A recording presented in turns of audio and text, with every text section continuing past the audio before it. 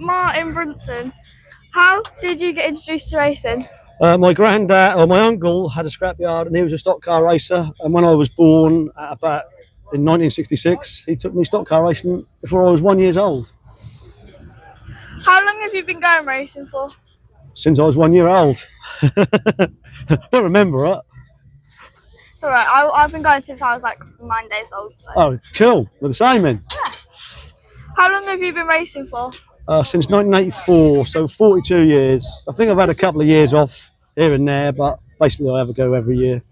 How did you get your number 537? You just ring up the Speedworth office and they gave it to me. I didn't ask for it, I just got it.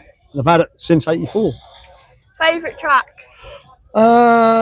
Ipswich, I think, and I did like racing in Belgium. Oh, they've gone the wrong way round, but in this country, Ipswich. Least favourite track? Yarmouth, my local track. It's like 5 minutes from my house, and I never really had a lot of luck there. I was mainly Warren, McCannell, and Dak. That was the problem. But track you would bring back? Oh, wasn't expecting that question. You just read it. I know.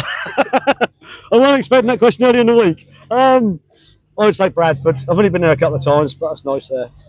How many tracks have you raced at? 32. Took me all week to work that out. 32. A lot of them are closed now, but. Favourite formula? Bangers. Could never tell, you know. Least favourite formula? Super F2s, like lawnmowers, go-karts in. When you're at the Yarmouth and they're going around, it's like, oh, not for me. How many formulas have you raced? Only bangers, but I had to go in a 1300 stock car once, which I quite liked, but not for me. Best race? I've got two, if that's okay. Back here at Milton Hall, I won the British Championship when it was a big meeting. It was sort of like just down from the World Final. You had the qualifying visitors came. Grid draw, I got grid 7. The commentator said, "Can you win?" I'd go, "Lucky 7," and I won. And I remember that to this day. And then a few years ago, the Invaders were having a 55-year meeting at Bradford. They asked me to paint up in the colours, and I won the final. And I went over that line, and the crowd, it was like you won the World Final, because everyone up there was from up north, an Invader fan.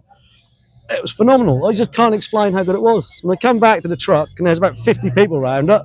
Normally that means there's going to be a punch-up. But they were all like, yeah, it was amazing. Amazing. So, Stan Woods meeting. Worst race? I enjoy everything. When you get to a meeting, I mean, today I've had a laugh already, but worst race. I went to Scotland once. Jack Overy and Davis were behind me, and they were warring, and Noon was in on it. And we come over the start line, first bend, all the way to Scotland for half a lap. Biggest hit you've taken?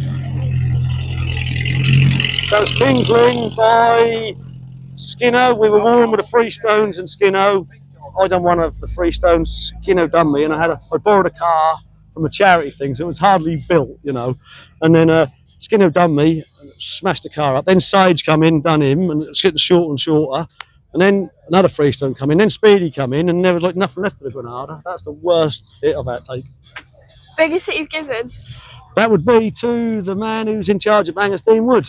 At an icebreaker, I come around the bend in a Jag on song, and he had two punches, and he just pulled off the middle in front of me, and I just ran him in at the bottom, rolled my Jag over, and the Granada was flat. So I was well pleased with that hit. On the leader.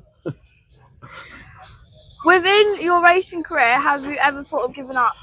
Yeah, I think one year I was doing, this is my last year, and then I'd give up, and then poor old Polo died, and they had a memorial meeting at Arena. One would give me a car. I went back there, went on the next lorry like I do, because she was still racing. On the way home, she said, "Oh, do you want to race at Kingston? I've got a used car." So I never give up. I just carried on. And then a bit later on, I thought, oh, I'm enjoying my rock and roll, and I'll stop. So I stopped for about 2 years. Then I done caravans at Yarmouth. And then Wimbledon was closing. Said to Wimbledon, "Can I do Wimbledon one more time?" So we done that, and then we just carried on. So I've had a little go at stopping. What injuries have you had over the years? Broke my wrist at Swaffham, hand through the steering wheel. So then after that, and the only other one I got one at the Golden meeting the other year when I done my shoulder in when I got hit by Steve O'McGrath. But not too bad. For you, how has racing changed over the years? It's got more professional, I think. I'm a backyard racer. I used to race out my mum's back garden. had quite a bit of success. Used the next workshop to finish the cars, but 90% of my cars come out of back garden. Where now you look round, they're so professional and they're they're overbuilt for my liking. But it's what it is. As I said earlier, there's 150 cars every meeting. The crowds are full, so fair play. Favourite car to build and race? Cortina. They're easy and they're easy to drive and easy to mend. Least favourite car to build and race? Something oddball. I mean, Womble keeps finding old stuff, and you've got nothing to fit it. The K's don't fit the water tank, and we don't make stuff properly. We just find something that'll do. So anything oddball, but we like to bring something odd out. How many cars roughly do you think you've raced in your career? No idea. I should say getting on for 500, I would think. What I'm going to do, I'm going to look in my little diary and add them all up. Then when you put this, I'll put the answer to that on your in the comments. Do you see / in contact with any of your old teammates such as Mick Sage, Annette Nichols and Jeremy Nichols? Yeah, I see Mick and Annette quite a bit. We go to a few car shows and we usually go camping once or twice a year, but they're not interested in banger racing anymore. But steam team was a great period in my life and they were good friends. Are you planning on doing any more meetings this year?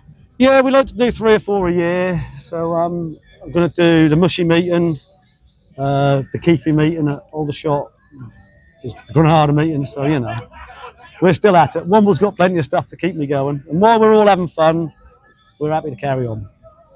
Do you have any nice cars in stock? Too many to name. There's one of everything at Womble's yard. There's more than one. There's some more of these. There's Triumphs, Granadas, Jags, Rovers. He's got it all. It's lovely to know him. Did you think when you started your career you would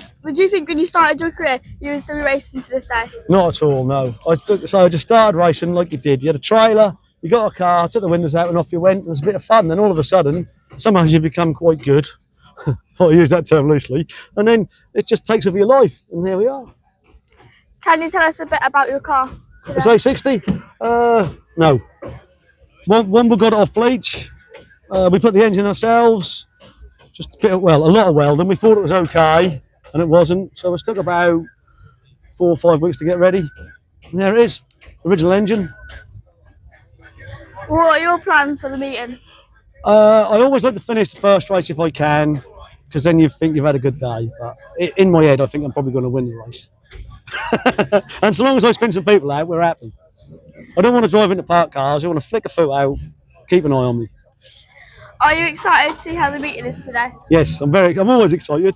I'm like a bottle of pop.